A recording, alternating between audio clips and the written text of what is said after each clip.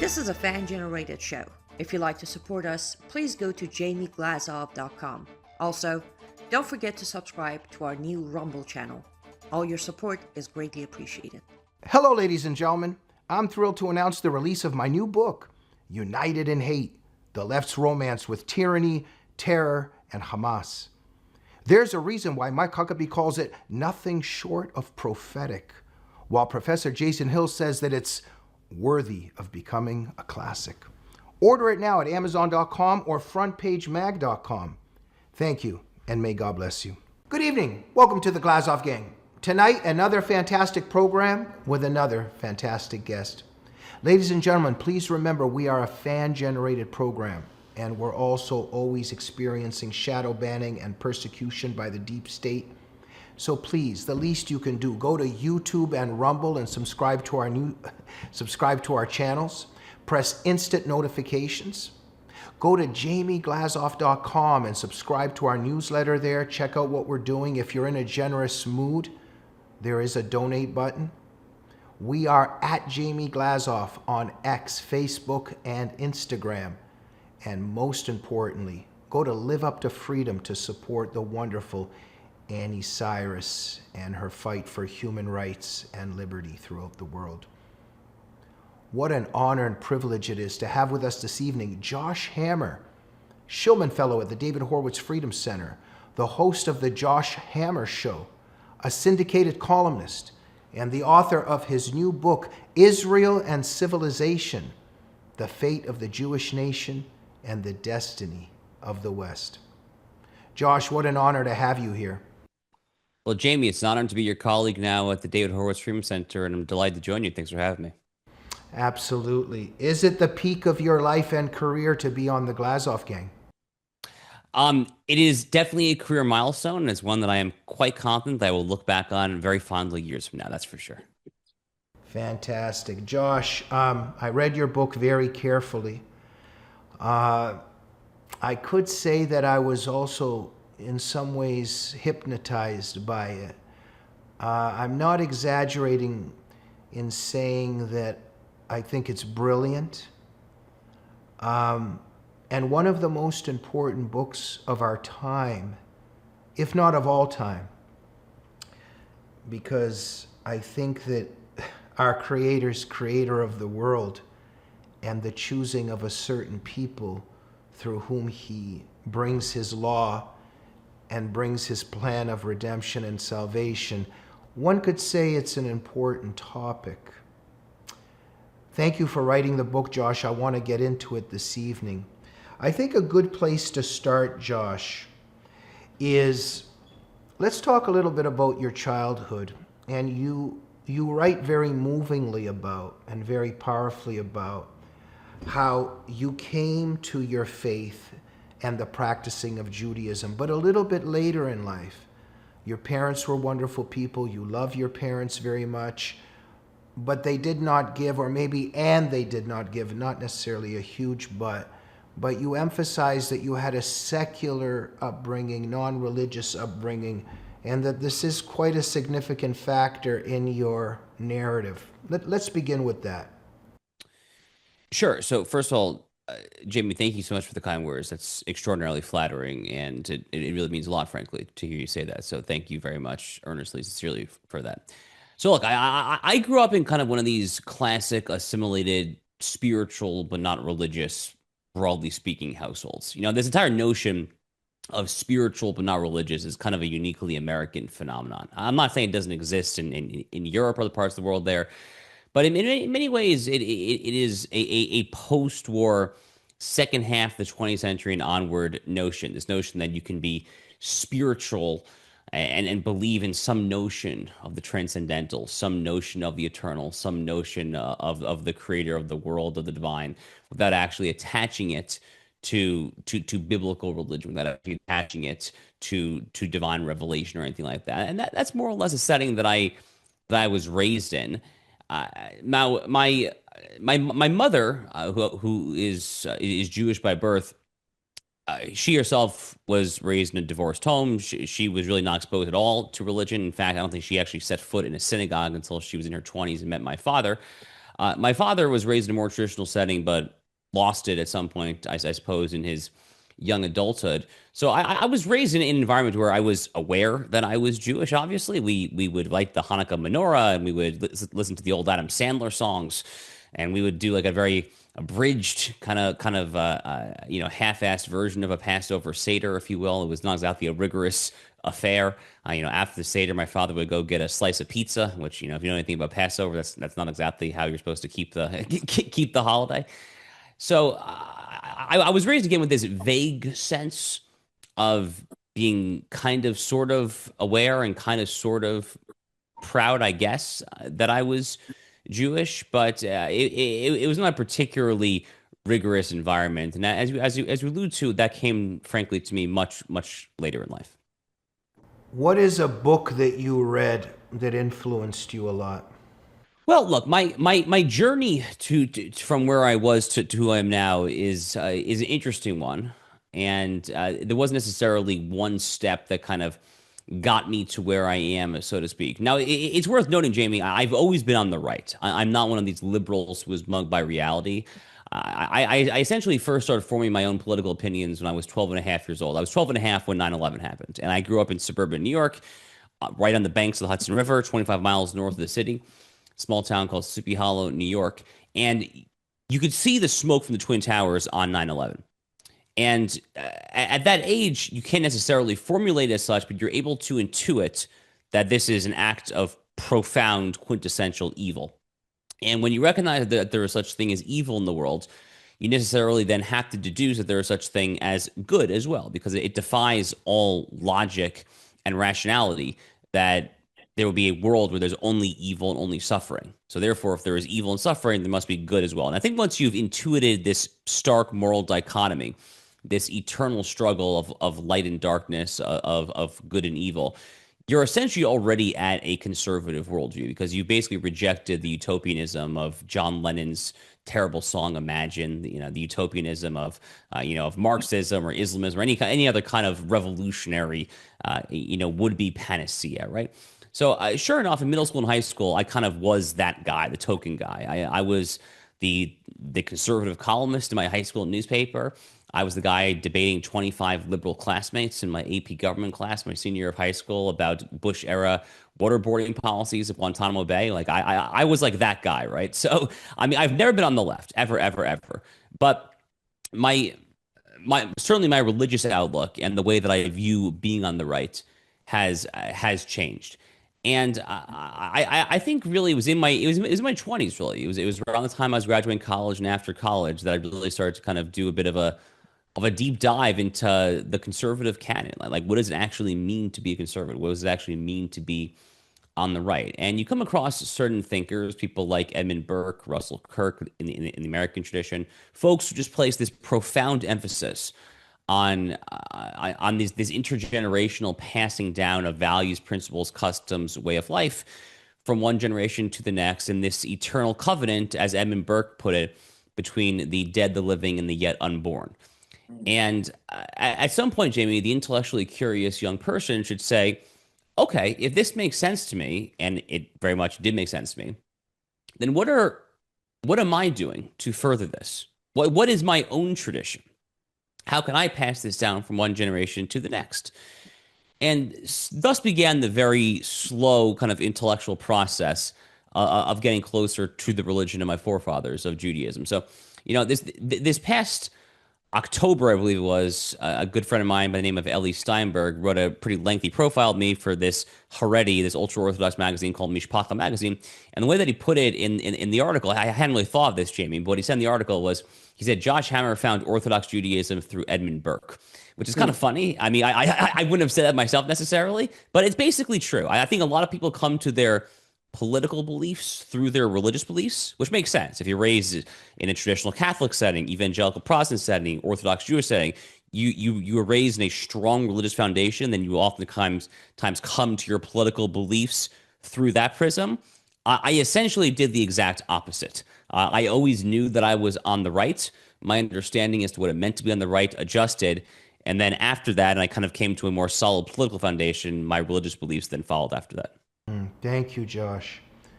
Well, there's something very powerful there about the non-religious upbringing and then the person that finds religion and comes to the awakening and understanding of how vital it is. And you describe and tell that story very movingly. And I feel very, I don't mean to turn this into a log cabin, but there's something, you're very honest and very genuine in your story. And I felt and feel very close to you, Josh, in your telling of the story, because there's something that resonates with so many of us in our upbringing and thinking about these things and our journey to our political beliefs and our faith and how they intermingle. Josh, Abraham Lincoln and February 12th, I think, means something to you. Could you tell us a little bit about that? Yeah, it's my birthday. I'm born on February 12th. It's the birthday of Abraham Lincoln, among others. It's funny, Jamie. My best friend from childhood, who unfortunately I lost touch with a number of years ago, but we were very, very close growing up. He was actually born on George Washington's birthday, February 22nd. So he and I would actually kind of get into these child star arguments over who was the better of America's two most famous presidents. Was it Washington or Lincoln? To be clear, there's no right or wrong answer here. These are two of the greatest leaders, not just American history, but frankly, in all of Western civilizational history. But Lincoln, for me personally, is very much my lodestar in virtually everything. So I'm actually a lawyer by background, Jamie. I went to Chicago for law school, clerked on a federal appeals court. I've actually published constitutional scholarship, spoken at the top law school, et cetera, there. And even when it comes to his approach to the courts and the power of the courts, Lincoln famously standing up to the horrific racist Chief Justice Roger Taney when it came to the Dred Scott Supreme Court case, the case that infamously held that Black Americans could not possibly be citizens there. The way that Lincoln essentially stuck out his two middle fingers at the court when they overstepped there. Obviously, his moral clarity when it came to his staunch opposition to chattel slavery, his incredible mastery of the great virtue of prudence, which Aristotle referred to as the queen of the virtues. Lincoln is kind of the quintessential man of prudence, someone who, unlike the more radical Republicans, wasn't necessarily trying to flip a switch and do this overnight there. Lincoln had a sense of time, a sense of trying to do things more gradually. He also was a man of profound faith. And he was himself a deeply, deeply devout, biblically literate Christian, and a man who quoted the Hebrew Bible, actually, the Old Testament, in his speeches over and over and over again. There's too many examples to possibly count. One of my personal favorite examples is, so probably Lincoln's most famous speech would be the Gettysburg Address, but most orators, most experts in rhetoricians, I think would be the word. Most rhetoricians would say that Lincoln's most rhetorically perfect speech would be his second inaugural address. Very, very short speech, roughly 700 words, essentially the length of an op-ed. He gave it just about a month and a half before he was tragically assassinated. And this is the speech where he famously ends on the precipice of the end of the Civil War by saying, with malice for none, with charity for all, let us bind up the nation's wounds. And right there, he's actually directly quoting Psalms chapter 147. It's a direct quote, this notion of binding up the nation's wounds. Lincoln himself was a tremendous friend to the Jewish people. In fact, he was a very private man, but one of the only men that he was ever known to refer to in his private life as a very close friend was a fellow lawyer from his home state of Illinois, a Jewish man by the name of Jonas. And he's a genuine hero of mine, and he's someone that I look to. My Hebrew calendar birthday is the 7th of the month of Adar, which is any day now, basically. And it's actually on the 7th of Adar on the Hebrew calendar that Moses himself was born and died. Moses was born and died on the exact same day, actually. So I'm very lucky, right? I'm very privileged to have Lincoln as my Gregorian calendar man of birth, and the greatest of all the Hebrew prophets, Moses, as the man on my Hebrew birthday. Thank you, Josh. And when you talk about Lincoln and his disposition towards the Torah, as us Christians understand it as the Old Testament, you show in your book, this is what your book is really about, the Western civilization foundations. Yes, our founding fathers, many Christians, but our roots are the Jewish people, the Jewish nation, and the Torah. And so we have this Judeo-Christian tradition. But I want to get to this where you show that the founding fathers had a tremendous respect for and were very much guided by the Jewish teachings and the Jewish theological perspective. Josh, so constitutional attorney, you're a talk show host, a brilliant author, writer. I just want to ask, if you didn't go in that direction, like you became a lawyer, like what if you didn't become a lawyer or didn't become a political person? Who do you think you would have become in terms of career-wise? Gosh, that's a really great question. Jamie, this is probably not the answer that you expected, but my first genuine love in life, and I'm still passionate about it to this day, is I'm a diehard sports fan. Actually, we were season ticket holders to numerous teams growing up there. I subscribed to all the various sports publications there. I was memorizing minor league baseball rosters. My dream when I was in high school was to be the general manager of a Major League Baseball team. I actually interned for a sports agency when I was in college, Wow. IMG. I wrote like a 60 to 70 page research paper on the history of athletic endorsements, interviewed Tiger Woods' agent, Mark Steinberg. I actually actually interned for the U.S. Tennis Association there. So who knows? But I think there's probably a decent chance that I would have ended up working professionally in sports. I'm still a huge fan to this day. I actually I have the Olympics on right here to my left in my room at this moment. Actually, I watch every single Formula One race to this day. I'm a diehard Duke basketball fan. Go Blue Devils. So I'm a big sports guy, and honestly, if I had to guess, there's a decent chance that's probably where life would have taken me. Honestly, Maybe like the manager of a team. yeah, working in the front office, working for a league, Uh, possibly being an agent. Kind of like an Ari Gold, kind of use an entourage reference, right? what were the main, I can sort of see you maybe like maybe even a head coach like storming out from the dugout and yelling at the umpire, no? Or So I was actually this is funny. I coached my brother's rec league basketball team for a few years there we go. back when I was in high school, and he was in I've got a very funny story on this actually, if you don't mind. So this was the semifinal of the local rec league basketball tournament, and I was competing against this guy who was very well known in the community. He was a very knowledgeable basketball mind. His son played college ball. His name was Carl Bronner, I believe. And my team that I was coaching it was a tie game with like 20 seconds to go. Very, very, very close game. And the referee called an out of bounds call on my team that I knew was just the wrong call. And without even thinking, I mean, to be clear, I'm coaching like sixth and seventh graders, but without even thinking, I immediately leap out of my chair and scream bullshit because I was like so passionate, I was so into it. So the ref comes over to me and he goes, "Son, calm down. These are sixth and seventh graders there. Like this is not worth it." So I sulk into my chair and I'm so like embarrassed of what I've just done. And this guy he's actually my brother's friend to this day comes up to me and he goes, "Way to fire up the team, coach." And it just like it just made me, and it's been a recurring joke between this guy and I for now 20 plus years, honestly. So yes, my short-lived coaching career was very fun while it lasted. If I'm ever going to make a bet on something, maybe I'll call you. But what are the main sports that you follow that you're passionate about?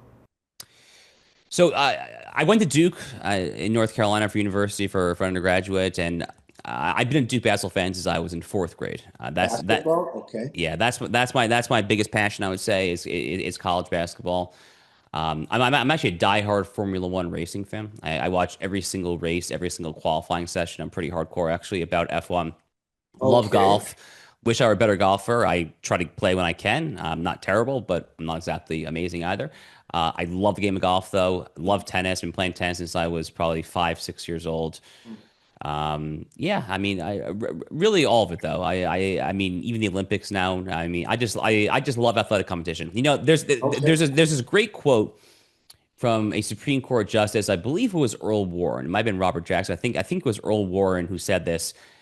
in the middle of the 20th century. He famously said that when he reads the newspaper in the morning, he starts not on page A1 with the news, but he starts in the sports section because he likes to begin his day every morning with his first cup of coffee. He likes to read about man's triumphs rather than his shortcomings. And there's some truth to that, honestly. Wow. Well, before we move on to the serious issues of our time, but at the same time, this is very serious because I think we would agree that, sports, athletic ability of humans and the divine gifts that our Creator's given us is very much a huge factor in the human story and in, the political world, etc. I just want to, before we move on, if you had to start a basketball team fresh and you could choose somebody to start the team, and it was Shaq, Kobe, or LeBron in their prime, who would you start the team with out of those three? I think it's got to be LeBron. I'm not a particularly big LeBron James fan, to be honest with you, on a personal level, Jamie. But I mean, as far as bang for your buck, who is the most well-rounded player probably in the history of the game? I really, I mean, someone who is just that proficient in virtually every aspect of the game of basketball. I think you have to go with LeBron. Now, personally, my personal preference, kind of watching the game of basketball, I was more a fan of Kobe Bryant. Honestly, I liked the way that he played basketball. I thought it was more exciting, frankly, for someone in the audience, a little more electric, a little more pizzazz, a little more style. But LeBron James, as far as just a pure natural athlete, statistically, he's already probably solidified himself as the greatest player of all time, I would say. Wait a minute. Is he close to Michael Jordan? So subjectively, again, I think Michael Jordan in his prime better than anyone ever of all time. Over the course of an entire career, and statistically, I think you'd probably give the nod to LeBron James, honestly. Wow, okay. Okay, we will return to that. Josh, you are a Renaissance man and an expert on many levels, and you also get around a lot. Senator Ted Cruz's 2016 presidential campaign. Am I correct that you were part of that? Yes, this is one of my earlier forays into politics, I suppose. But you were just a young kid, weren't you? During my last year of law school. Yeah, I was in law school at the time. Oh, how old were you approximately? Like mid-20s or? Yeah, I would have been 25, 26. Wow.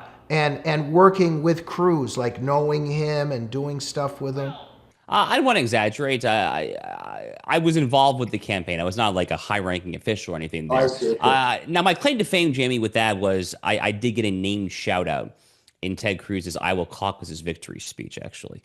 My friend and I, Elliot Geiser, Elliot was my law school classmate, still a very good friend to this day. He's actually the head of OLC at the DOJ, the Office of Legal Counsel, a very, very important position at the DOJ. So Elliot and I were law school classmates at Chicago back in 2016. We actually got shout-outs by Ted Cruz in his Iowa caucus's victory speech because we had spent some nights in the frigid cold in Des Moines, Iowa, camping out what was known as Camp Cruz, knocking on doors, and Cruz gave us a couple of shout-outs. So that was one of my earlier claims to semi-fame, I guess you would say there. But I can't take credit for being kind of a senior-level campaign staffer there. I had met Ted a couple summers prior to that, Jamie, when I was interning for Mike Lee on Capitol Hill. I was on Mike Lee's Senate Judiciary Committee antitrust staff. And at the time, I knew that I wanted to move to Texas after law school, which is what I did for a few years. So I kind of got chummy with the Cruz staffers, got to know Cruz a little bit through that there. That's the longer story there. But on the campaign itself, really, it was really just this Iowa caucus victory speech. That's my main claim to fame. Wow. Well, look, we're going to get into some of the deeper issues here, but this is a crucial, I think, moment to actually bring this up in terms of Cruz. I mean, I think he's a great guy. And that Tucker interview, when Tucker kind of mocked him, there was something mocking there about, what verse is it? And, he's touching, Tucker is mockingly talking about something that's one of the most sacred things in God's narrative, in our creation's narrative, and the promise to Abraham.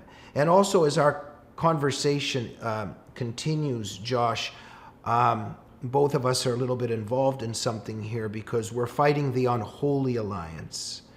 And the way to beat the unholy alliance is for us to have an alliance between each other, Jews and Christians. And both of us are contributors to something that's coming out soon. You've written an essay, I believe, for there's a book coming out on Unholy Alliance, and they've also asked me to write an essay for it. And it's about the importance of Christians and Jews to have an alliance. And so we also have to find a way to speak with one another about our faith in a loving way, because there's obviously we believe in different messiahs, but there is so much compatibility and so much conflating that it's important. I think it's just crucial as our alliance hopefully gets stronger to save ourselves and preserve our civilization, to also lovingly speak about our faith with one another. And why I'm saying this is Tucker was mocking what Ted Cruz was saying, and he didn't know the exact verse. Even right now, I can't remember the exact verse in Genesis, but this is the crucial part of our story. And you would all, and I believe as a Christian that is why we must support, not the only reason, but it's a crucial element in why Christians love the Jewish people, support the Jewish people, and continue to support Israel. But let me just hand that over to you in terms of that collision between Tucker and Cruz over that part of Genesis. Sure. Yeah. So if I'm not mistaken, this is Genesis chapter 12, verse 3, which is kind of one of these famous, in Hebrew we would say pasuk, one of these famous verses that basically says that God will bless those who bless the children of Abraham and will curse those who curse them. And it's been contested by some Christians the extent to which this is binding when it comes to contemporary state of Israel or children of Israel. In other words, the Jewish people. A lot of the anti-Semites and/or anti-Zionists, kind of a distinction without a difference. A lot of them tried to downplay the importance of this particular injunction and commandment, and a lot of other folks tried to play it up. So for instance, actually, I think back to the aftermath of October 7th, and it was maybe a month after October 7th, and Charlie Kirk, may his memory be a blessing, actually posted a photo of himself at the Kotel, at the Western Wall, wearing a kippah, a yarmulke, and he had the verse of Genesis 12:3 actually, that God will bless, I will bless those who bless and curse those who curse. So for a lot of philo-Semitic, pro-Israel, above all probably evangelical Protestants, this is a verse that carries a lot of weight. As you correctly noted, it is absolutely not one of the it's not the only reason or anywhere close to it to support the contemporary state of Israel, to support U.S. relations, to support this notion of a holy alliance, as you correctly put it, this Jewish Christian ecumenical biblical alliance that I find myself writing, talking about all the time now. It's very much become a main theme, a leitmotif of my works. It was a core theme of my first book, and probably a core theme of my second book. I'm kind of all in, frankly, on this particular issue. And one of the remarkable things, taking us back then, that Tucker Cruz podcast episode from last June was just the dripping disdain that Tucker Carlson showed for Ted Cruz. And Tucker's done this numerous times now, where he's so it's so obvious who he hates and who he loves. And the fact that he chose to behave this way towards Ted Cruz, I mean, Ted freaking Cruz, a good man. I mean, disagree with him on certain policies if you want to, but a fundamentally good human being, a brilliant lawyer, by the way, a staunch American patriot. The fact that Tucker chose to have this outrageously condescending tone to Ted Cruz while sucking up in utterly sycophantic fashion to people like Vladimir Putin in Moscow, or the president of Iran last summer there, or he's had multiple kind of fluff interviews now with the Emir of Qatar saying he's going to buy a place in Doha. I mean, it's just comical. It's absolutely, utterly farcical. But for Tucker in particular, it goes even further than this, because he is now not just the Ted Cruz interview, but in the now infamous interview that he did with Nick Fuentes this past October. Fuentes, of course, being the nation's leading neo-Nazi propagandist. This past October, Tucker says to Fuentes that he hates Christian Zionists more than anyone in the world. He actually says that, and I take people at the word. So when I hear that, I mean, okay, like he actually hates them, Christian Zionists, more than Hamas, ISIS, Al Qaeda, Antifa, Black Lives Matter. I mean, whoever. I mean, that is a preposterous, insane, and evil thing to say. It's utterly beyond indefensible. It's utterly beneath contempt. And you have to think about, why would someone possibly say this? Why would someone possibly say that he hates Christian Zionists more than anyone else? And you think about the fact that the current conservative movement, the American right, the Republican Party, is disproportionately comprised of people who are some variety of Christian Zionists. They're mostly Christians, and they're mostly Zionists, insofar as Zionist just means you believe in Israel's right to exist. So I ultimately, Jamie, I think that the grand conclusion here is that Tucker and his ilk are really trying, at the end of the day, to destroy the contemporary version of the American right. And they're doing that because they're carrying water, frankly, for America's civilizational foes like Russia, Qatar, Iran, China, etc.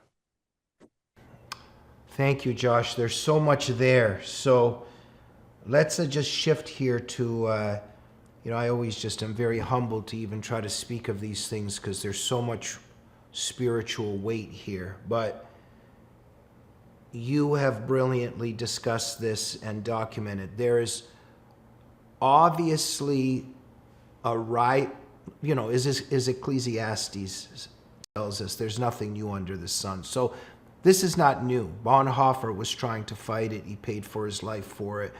There's nothing new here in terms of these evil forces that are trying to de-Judify Jesus, trying to separate Christianity from its sources, trying to separate Jews and Christians, trying to separate the New Testament from the Old Testament.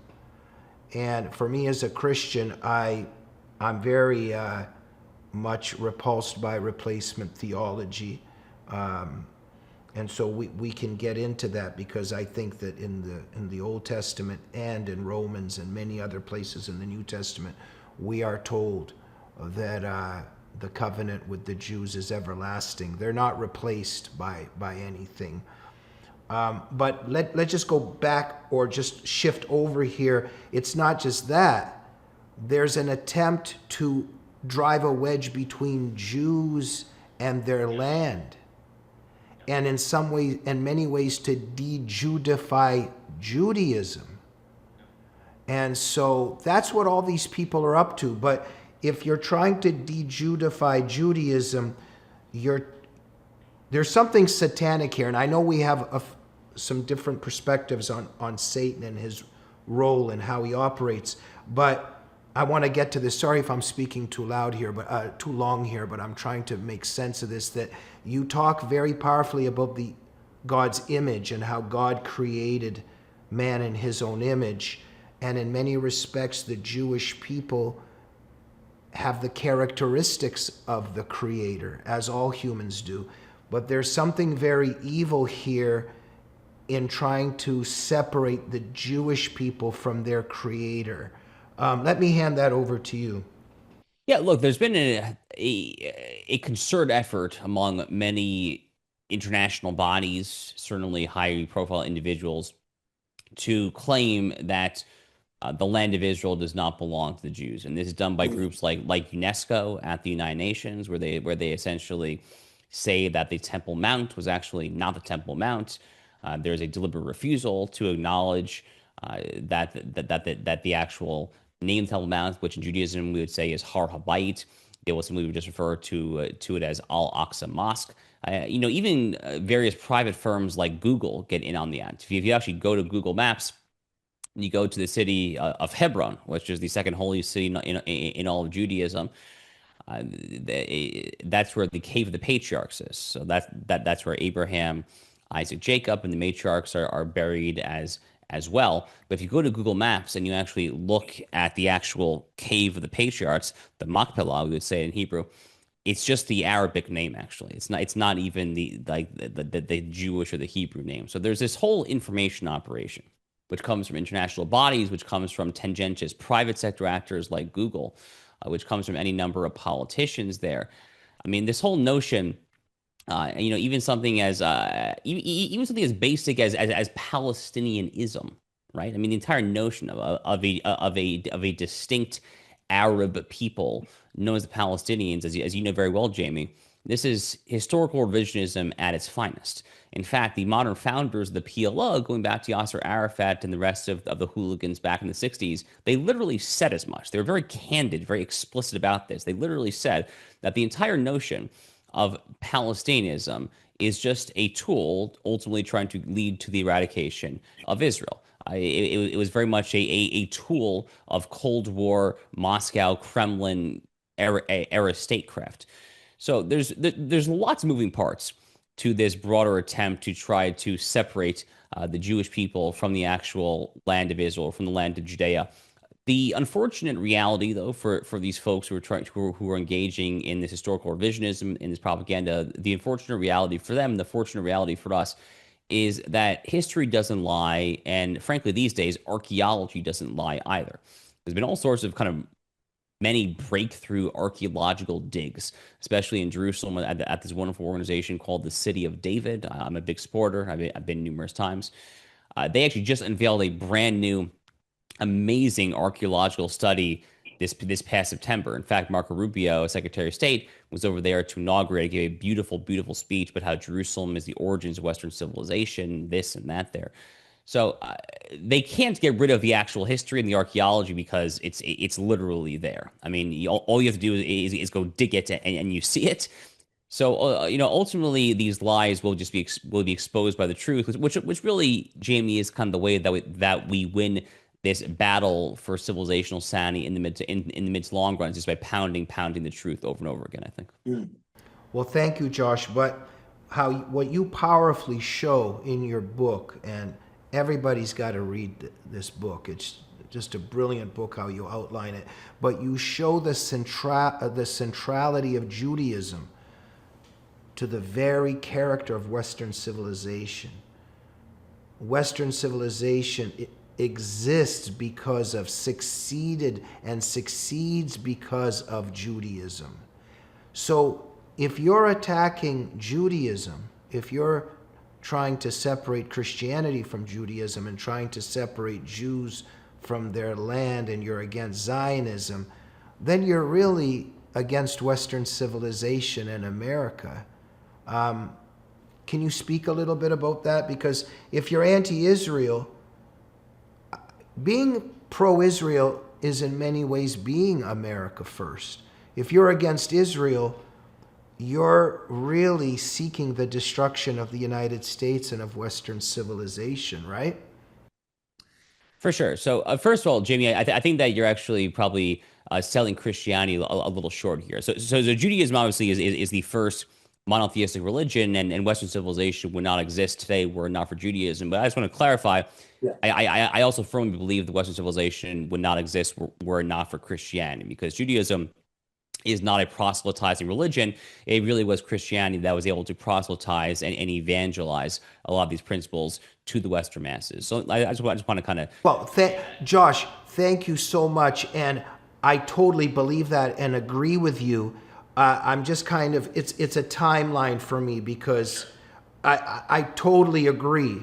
It's just that for us Christians, when we talk about how Christianity is the foundation of Western civilization on many levels, we cannot forget and ignore our roots. That's all that I mean. No, of course. I obviously agree with that entirely as well. Look, Judaism introduced moral objectivity.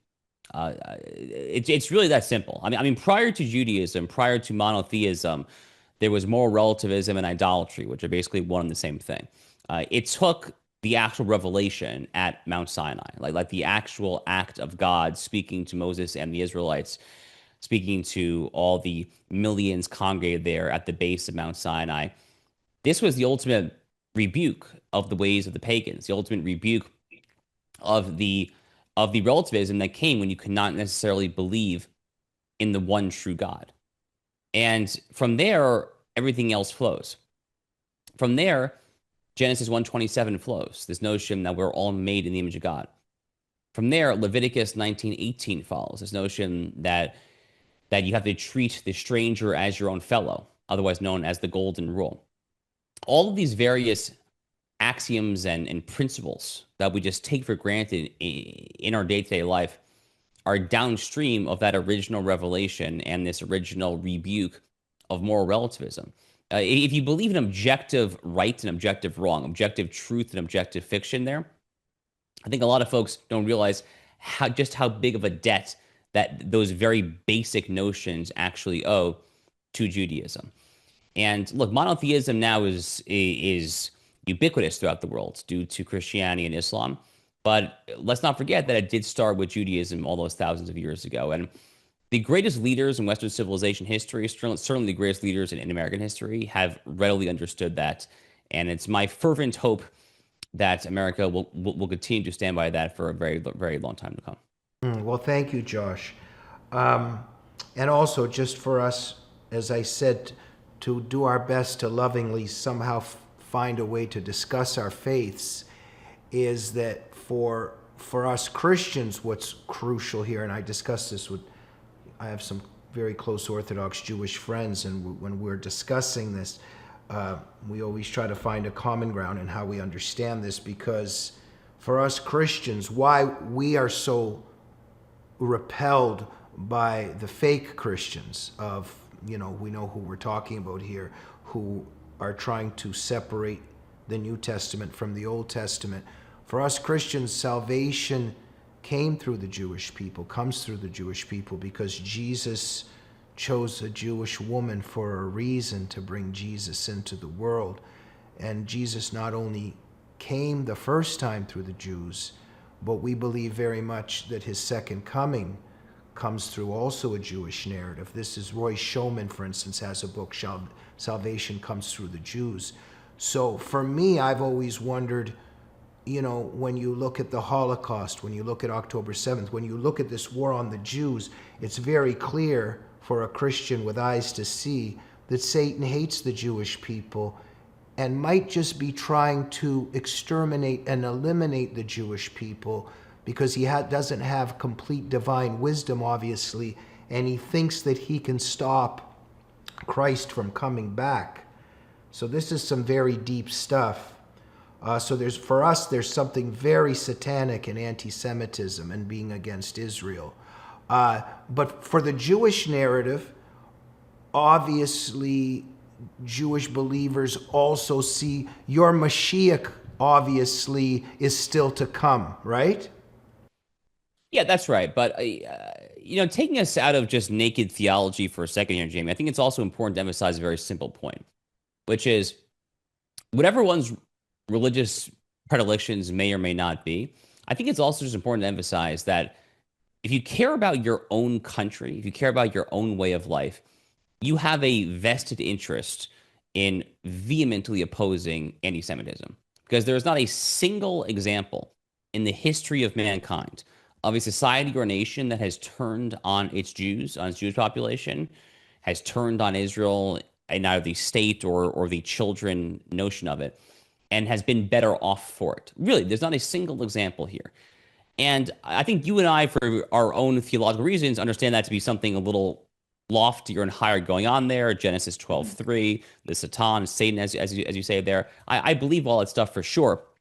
But even if you don't believe it, you can just look at it empirically and say that it hasn't worked out well, because Jew hatred here, there, and everywhere is symptomatic of a broader societal and cultural and civilizational rot. It means that something has gone very, very wrong in the society, where there is now a reason, or there is a necessity to lash out at this invariably tiny and times historically, sadly, oftentimes defenseless minority there. So that's another, I think, key point to bring here to this conversation. Well, thank you, Josh. And you bring up such a key point connected to that in your book. And you discuss how whenever society is going down, the Jews are the first scapegoats. So when people start getting miserable or full of self-hate or whatever it is, why talk a little bit about that. Why do they go with the Jews first when things aren't going well? Well, it's been happening since the Bible, right? Arguably, the first act of Jewish scapegoating comes in the very first few chapters of the book of Exodus, actually, in Pharaoh's Egypt.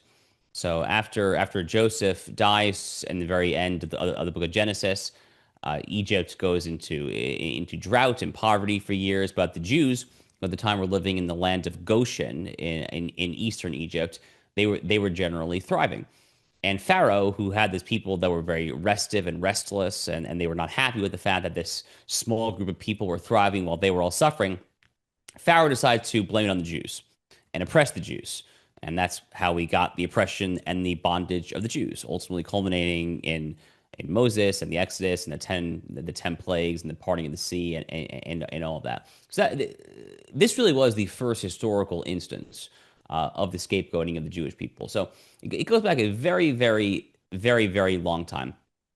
I have a somewhat, dare I say, cosmological approach to this particular question. I've come to the conclusion that I think that Jew hatred is just is ineradicable. It's never going to go away, and I think that that's actually look. I don't want to be misconstrued here, but it's never going to be completely go away. I think that is actually probably part of God's divine plan for the world, because in order for His chosen people to be recognized as chosen, as the original recipients of His word, the original recipients of His law and His moral order, it stands to reason that there will always be people who both love and hate them, right? And it's actually a little bit more than that as well. The very notion of Judaism, it's a very particularist religion. One thing that the Jews do over and over and over again, including in the Bible, where they were repeatedly referred to as a stiff-necked people, all the various rebellions against Moses in the desert and so forth there. The Jews don't assimilate into the masses necessarily very easily. They stick to their ways, they stick to their mitzvot, the commandments, the this, the that, etc. there. So if you are any kind of utopian, if you're any kind of homogenizer, or let's call it a globalist, if you believe in actually homogenizing all of the world into your one vision, then it stands to reason that you're really going to take out some particular lashing out at the world's original kind of particularist defiance nation. So this very particular group of people has kind of been the thorn in the side of universalist, globalist aspirations going back thousands and thousands of years. And because humanity is kind of stubbornly, there are people in every generation who aspire to some degree of universal homogeneity. Because of that, I think that also this problem of anti-Semitism probably is never going to go away. So it's not ever going to go away. And I've kind of reconciled myself to the fact that there is actually a reason for that. Again, I'm not saying that we shouldn't fight it. Of course we should. Right. But I do think that it is part of the broader divine plan of things. Right. And I think one part of common sense is, if we're just honest, if there are certain kind of people in the world with certain cultures and religions who sit in a desert for decades and hundreds of years, and they're just throwing black garbage bags over their women and knocking two sticks against one another and don't believe in progress, and all of a sudden some Jews come, a little bit next door and start building skyscrapers.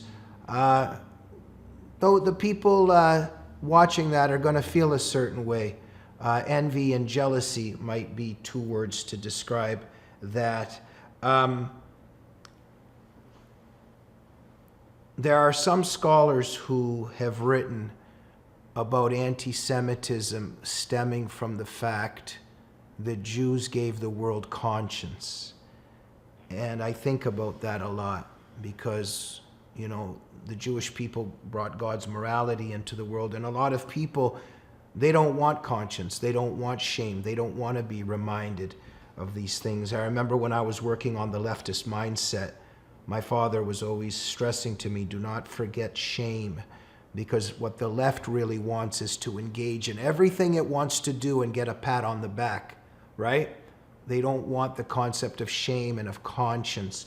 Now, this is a 3-hour discussion, but let me just narrow it in on just one thing about Israel in terms of, in my view, being the most moral army in the world, because its principles and values stem from what we're talking about right now. Now, you write about the very low combat civilian death rate. Even better, the U.S. was doing pretty well in Mosul, actually, but Israel actually even did better than that. And I always think about that. You made this point brilliantly in your recent talk at the David Horowitz Freedom Center here in L.A., but I always wonder, you look at a video of 2 Hamas guys sitting with 2 kids that they just kidnapped. They just killed the mother, and now they're going to strangle the 2 little kids together. And you're looking at that and going, yeah, I'm on their side. I'm on the side of the army, and I might even be a bit against this, but they're sending their boys and girls doing door-to-door operations and getting killed through booby traps because they won't carpet bomb and they won't take civilian lives. And yet Israel is accused of engaging in genocide. Just the whole thing doesn't make any sense. Sorry for a little bit of the long tirade, but let me hand that over to you in terms of what a moral army Israel is and the combat civilian death rate. Oh, it's totally perverse, Jamie. Israel goes above and beyond, well beyond what they have to do, especially in these intense urban military settings like Gaza. And by the way, they've been doing this for a very long time, at least as far back as the 2014 war in Gaza, possibly as far back as the 2012 war. Before that, the IDF started dropping these leaflets in the buildings saying, get out, this place is going to blow. They would call up individually the apartments saying, get out, this place is going to blow. All of this, to state the obvious, is a massive strategic hindrance for the Israeli military, because they're literally risking telling Hamas that we know that you're here and we're gonna blow this up. You're totally right. The way that they send their young men and women, these 18, 19-year-old, 20-year-old kids, door to door in the most precarious situations imaginable. Frankly, if I can even go as far as say, I think it's borderline. It's so over the top moral that it's almost immoral. Actually, paradoxically, it's Right. almost actually immoral to do it to the Jewish soldiers, to do it to the Israeli army, to go to this extent against such a barbaric enemy. And by the way, we can kind of extrapolate too and look at this as a slightly more macro picture. One of these big debates over the course of the post-October 7th war in Gaza was whether or not there was a famine, whether or not Israel was doing enough to send in water and food and electricity and everything there into Gaza. Well, I'm sorry, Jamie, but when in the entire history of warfare, was it incumbent upon the people who were attacked, the defensive people, to make sure that the invader, that the offending people had food and water and shelter? I mean, I'm sorry, but did the United States make sure that the people of Tokyo had enough water before the Doolittle raid?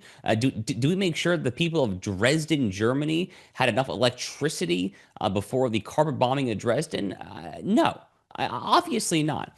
So this entire notion that Israel was not doing enough for aid or this, there, it's all gaslighting. It's all just complete historical revisionism. It's all a complete misunderstanding of actual international law obligations in this respect. Siege, to actually engage in a siege when you are a defensive nation, that's a very, very legal thing. It's historically legitimate, and indeed, it's a historically ubiquitous tactic to engage in international law. So there's so much confusion over and over and over again here. But again, getting back to the micro, what the IDF does is really nothing short of remarkable. So their civilian to combatant death ratio in Gaza was estimated over the course of this war to be roughly 1 to 1.5. That is the most humane metric in the entire history of urban warfare. The U.S. in Mosul during the ISIS counterinsurgency was roughly 1 to 2.5, give or take 1 to 3. Israel was almost twice as good at that, 1 to 1.5 there. And that's actually, Jamie, that's not even getting into the very thorny question as to what exactly is a civilian or a combatant in Gaza. That's a very thorny question, by the way. It's not always obvious exactly who is a civilian, who's a combatant there. I'm not too sure how many civilians are in Gaza.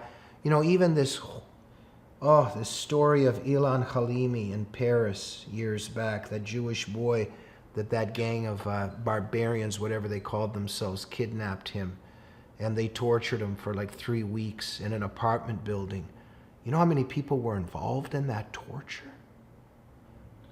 And the apartment building filled with Muslims, not one person called the police. And the reports have it that people heard his screams, and they were all taking turns coming to torture him and coming home and bragging that they got to torture their Jew today. The way that guy was yelling to his parents on October 7th, bragging how he killed the Jews. What the hostages tell us about, there was not one person that wanted to help them. Even when the kidnappers were returning them, the population was trying to kill them. We're really engaged in willful blindness on what we're dealing with here, right? Yeah, unfortunately, this is the way it goes with the religion of peace, right? This is a religion that was founded on the sword. It dies by the sword, and that's just the way it is. It's just the way it is. And even my most recent article for Front Page magazine, Jamie, on Saudi Arabia and some of their unfortunate rhetoric. Saudi Arabia, which was considered to be a more moderate country for a very long time, at least in terms of the Arab world, at least in terms of their ostensible opposition to Islamism. I think it's worth noting that on the Saudi flag, there's literally a sword. Saudi Arabia is the custodian of Islam's holy sites, Mecca, Medina.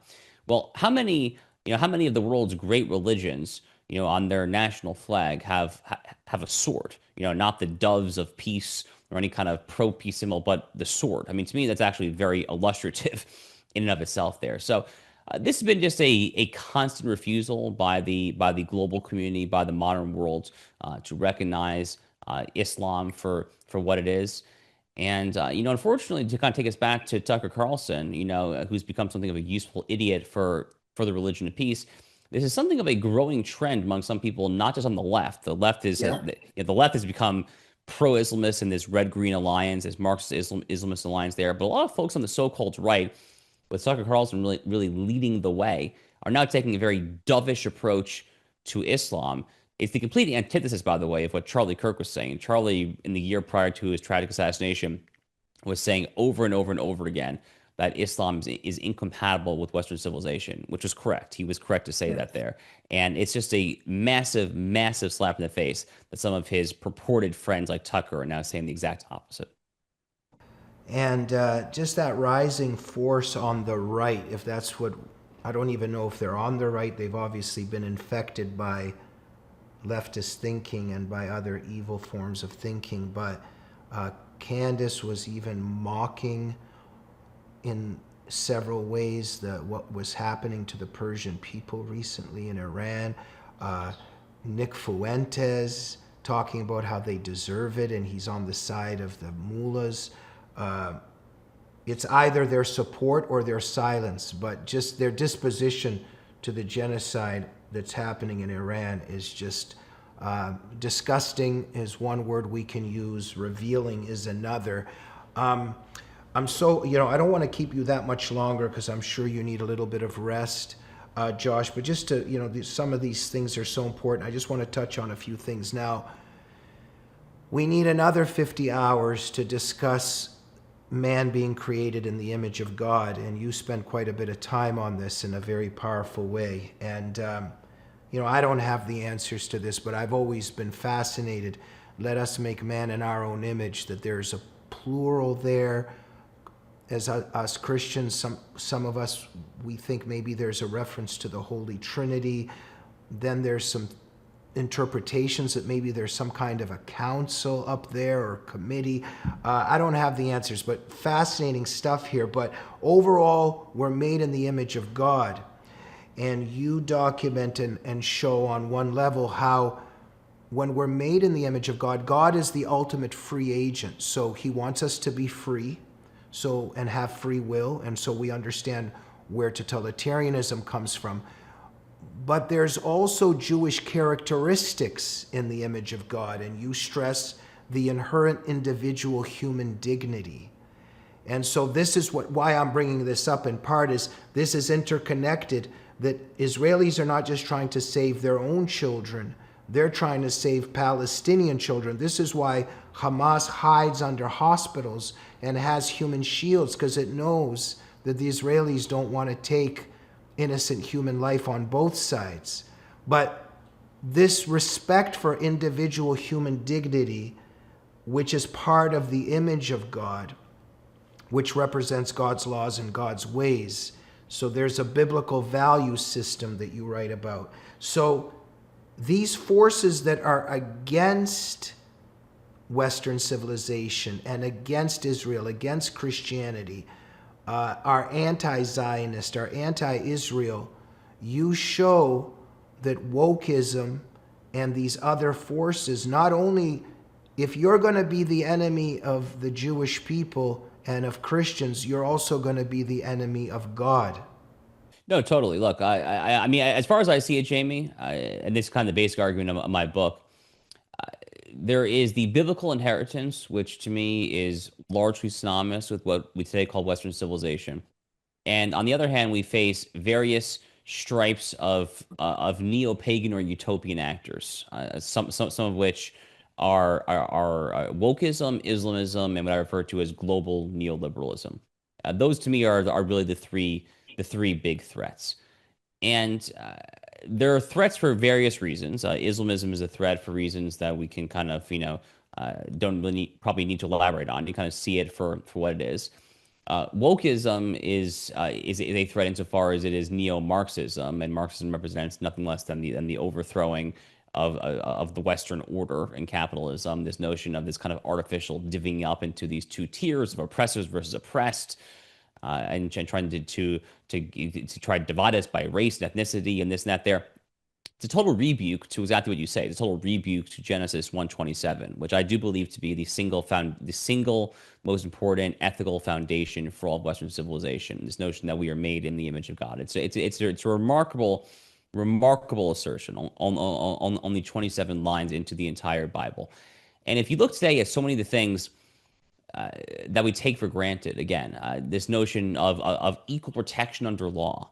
That's the 14th Amendment, right? This summer we'll have the 250th anniversary of the signing of the Declaration of Independence here in the United States. I mean, with that most famous of lines, that we hold these truths to be self-evident, that all men are created equal, that they are endowed by the Creator with certain inalienable rights. Among them are life, liberty, and the pursuit of happiness. Where does all this come from? I mean, is it actually, as Thomas Jefferson and before him as John Locke in England, is it actually truly self-evident to all men of all time that we're all created equal? Put another way, would it be self-evident to the goat herder and the Taliban in the mountains of Afghanistan that all men are created equal? Probably not, right? Rather, and I think this is the key point, rather the reason that it was self-evident to men like John Locke and Thomas Jefferson was that they were thinking and acting in a certain context, in a certain overarching milieu, in a certain overarching inheritance. And that inheritance is Western civilization defined by the Bible, ultimately, above all there. And really, you wouldn't get the Declaration. You wouldn't get the 14th Amendment. You wouldn't get Lincoln's moral stand. You wouldn't get Martin Luther King Jr. and the Civil Rights Movement. You wouldn't get any of this were it not for Genesis 1:27. The paradox, and this kind of gets back to the woke movement, the paradox that a lot of those who purport to speak and act in the name of equality today are doing so in a way that is actually the exact opposite of all men are created equal there. They actually are doing it in a way where they're trying to divide us by race there, and saying that they actually believe in racial determinism as opposed to racial equality. And it's all totally perverse there, but ultimately the truth is on our side. And I firmly do believe that in the long run, the truth tends to prevail. And what the woke are trying to create and what the Marxists are trying to create and the followers of Sharia, that is not the image of God. Correct. Right. Josh, we are we are nearing the finish line very soon, I promise. Your Hebrew name, if I pronounce it correctly, Yehoshua Binyamin Maccabee. Did I do a good job on that? Yehoshua Benjamin Maccabee. That's right. Yeah. It's important for you to be a Maccabee, and you always want to be a Maccabee. Why? Yeah, so the second to last chapter of my book is called The Maccabean Imperative. So the second to last chapter of the book is basically my chapter of the book that's dedicated to my fellow Jews. Most of the book is written for Jews and Christians and anyone else, frankly, whoever wants to read it. That's really the one chapter I'd say that above all is really kind of geared towards my fellow Jews. The Maccabees are the heroes of the Hanukkah story, of course. And the Hanukkah story is a story that has always resonated with me. And the Hanukkah story is not necessarily kind of just this cartoon version of the oil and the miracle of the 8 nights. It actually the bigger miracle of Hanukkah, arguably, is the deeply unlikely underdog triumph in a very bloody Jewish civil war, actually, between the Hellenized Jews, those who had indeed assimilated into the forces of utopianism and universalism on the one hand, and then the defiant particularists led by the Maccabees on the other hand. And the Maccabees, despite all the pretty daunting odds, end up prevailing in this war. And they therefore end up rededicating the temple from the Greek idolaters, and they prolong Judaism and by extension all monotheism. This actually happened before Jesus. This happened before Christianity. So if the Maccabees had lost that war, none of this possibly would have existed. Like none of this. Like monotheism would essentially potentially, God forbid, would have been dead today. So it's extremely important stuff there.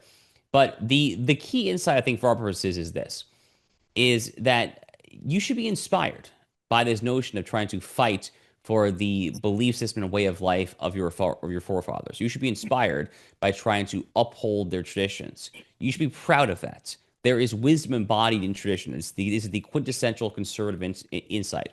The story of the Maccabees, the story of Hanukkah, is kind of the quintessential conservative nationalist story, really, in all of Judaism there. So many years ago, I was given the Hebrew name Maccabee because Judah the Maccabee, the hero of the story, his nickname in his life was Judah the Hammer.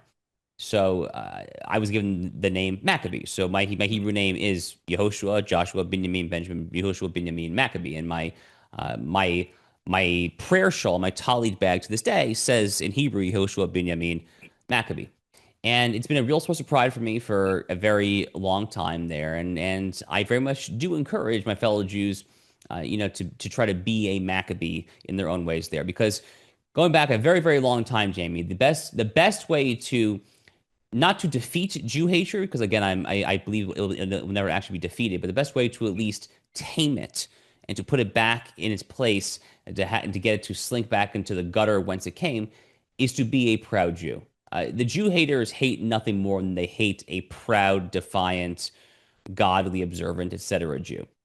They love a Jew who is willing to try to forsake their Judaism and try to assimilate into the masses there, but they really, really, really can't stand a Jew who knows that he's Jewish, who will proudly act and live as a Jew there, and will make his stand on the world stage as a Jew. That's what it means to be Maccabee. Thank you, Josh. And I am speaking to a Jewish individual who has a gun on him at all times. And in the book, you write about how you can't remember even being at a Jewish gathering without being armed. This is important, right? Yeah, so I'm a concealed carry holder, have been for about 10 years now. I pretty much barely leave the house without a firearm, backup magazine, and knife at my side. I own a handful of guns, including a beautiful Daniel Defense AR style, modern quote unquote assault weapon. That's not a real term, by the way, but that's what the left calls it. So that's what I will call it too, I guess. I actually nicknamed my rifle my Warsaw Ghetto gun because it's really the gun that the Jews, the Warsaw Ghetto Uprising, would have loved to have had. And my stance on the Second Amendment and guns is very much inspired by my reading of Jewish history. The Jews could have benefited so many times throughout history for being a well-armed and well-trained people.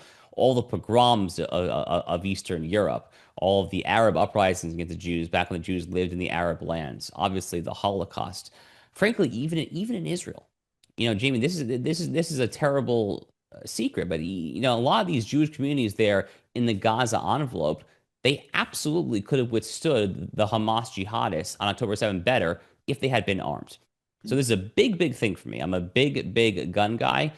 And I was not raised in that setting at all. I was raised in a very anti-gun household, actually. In fact, my mother actually wouldn't even let me get the GoldenEye 007 video game for Nintendo because she was so anti-gun. She hated the fact that was a first-person shooter video game back when that was a fairly innovative thing in the video game genre.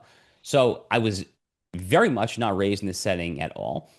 But I came to appreciate it from a legal standpoint, just as a constitutional lawyer guy by background. And then I came to appreciate it even more as a Jew when I did my reading. So, yeah, look, I very, very rarely leave my home without being armed.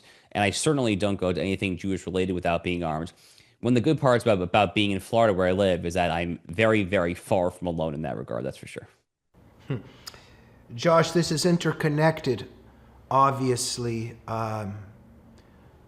with something that you keep on your desk. You have a large rock and a smaller rock. Can you tell us a little bit about that?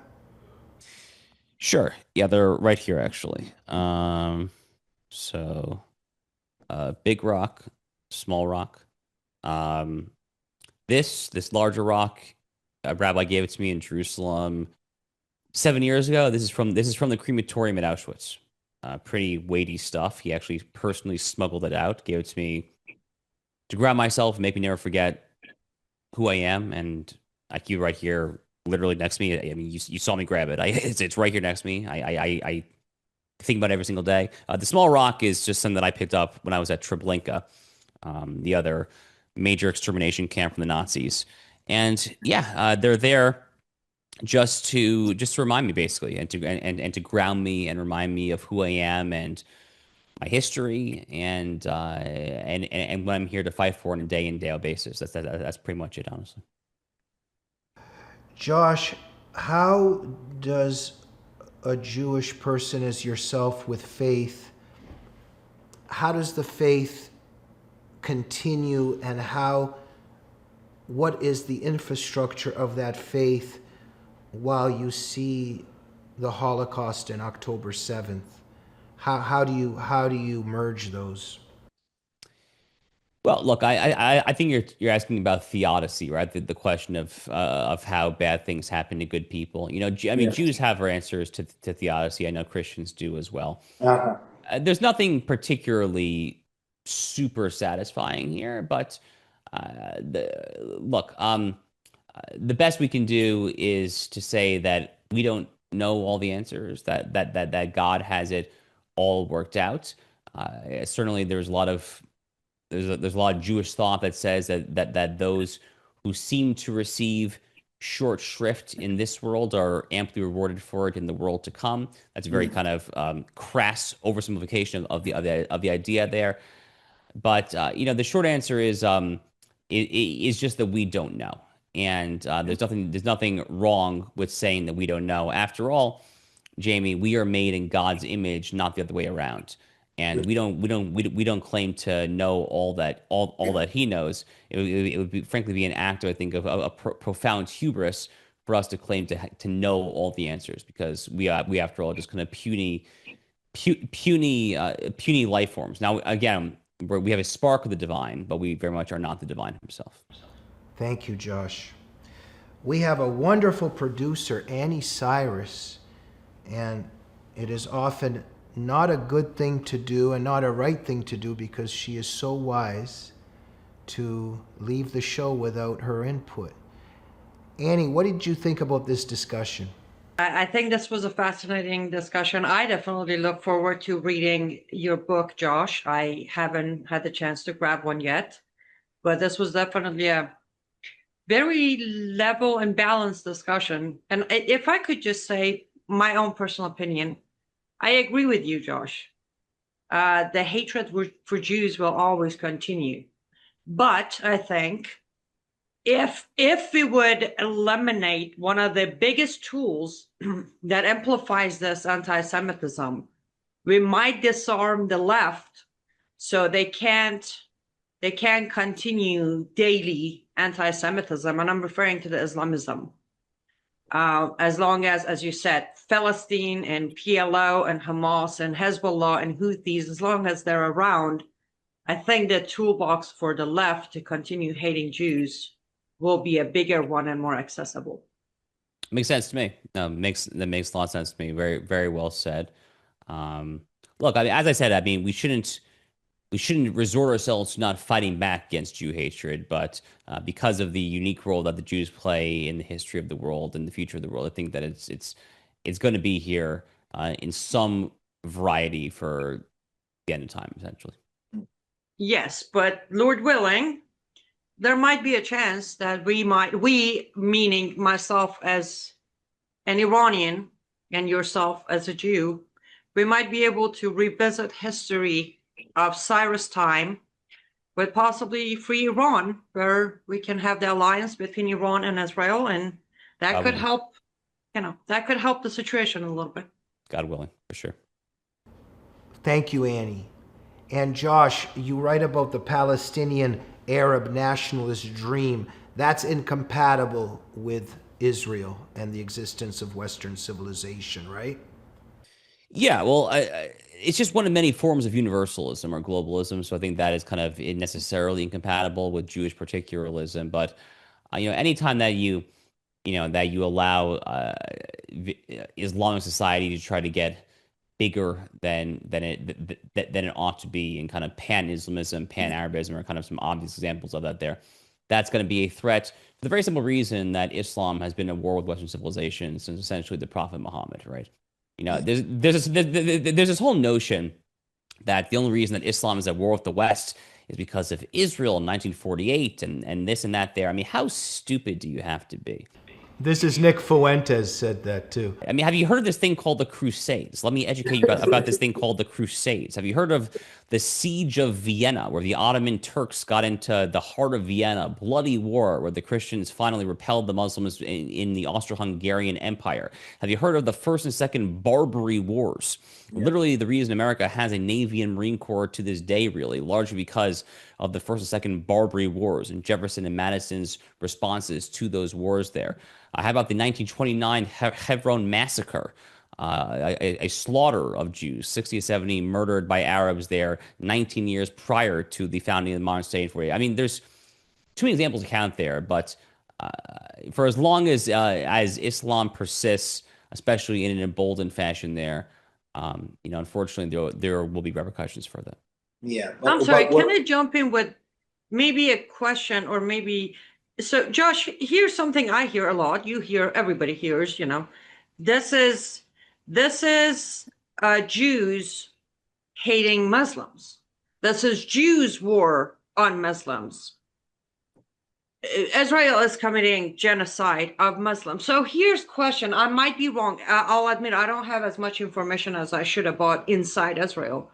But if I'm correct, inside Israel, you have Muslims, Arab or not, you have Muslims who are living in Israel with equal rights with the rest of the country, some even in government, correct?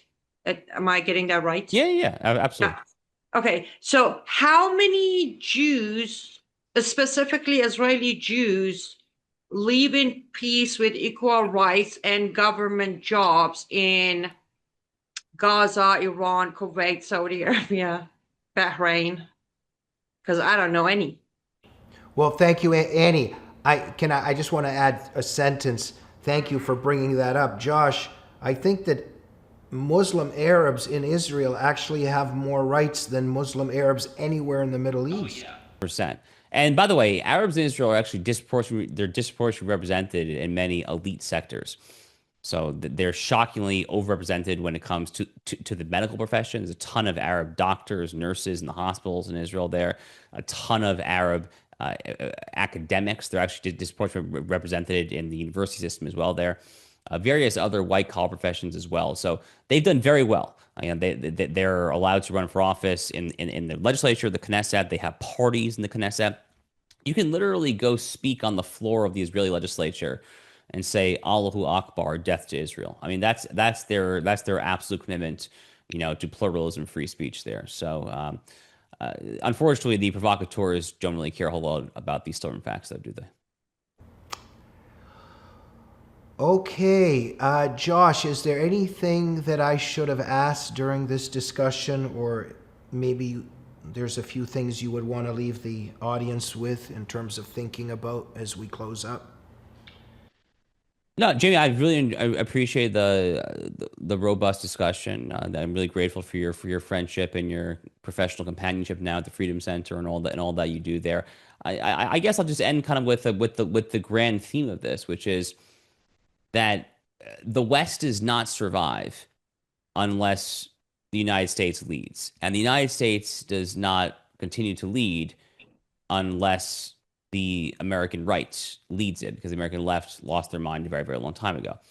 And the American right will not continue to lead unless it is led by this ecumenical holy alliance of Jews and Christians. That is the sine qua non. That is the indispensable bedrock of Western civilization. It is the bedrock of the modern American right. It's what built this country. It's what God willing will sustain this country there. And yes, that's going to require Jews and Christians to agree to disagree on certain things like the nature of the Messiah, but we share an overwhelming inheritance there. We have the exact same enemies there, and I've never been more encouraged to fight alongside great friends and allies like you in this fight to save our civilization. That was my favorite part of our conversation. But Josh, I'm seeing a little bit of unpleasant, scary stuff about J.D. Vance, but he seems to be good buddies with Tucker. And if Tucker and Candace and Nick Fuentes and how these people think, if they gain power in the Republican Party and that's what becomes the Republican Party, we might be in huge trouble, right? If the future of the Republican Party is a Tucker Carlson, Candace Owens party, then yes, we are in huge trouble. Exactly how J.D. Vance personally fits into this, I think, is somewhat to be determined. I've known J.D. Vance personally for a number of years now. I've had very pleasant interactions with him. I do not think that he is personally an anti-Semite.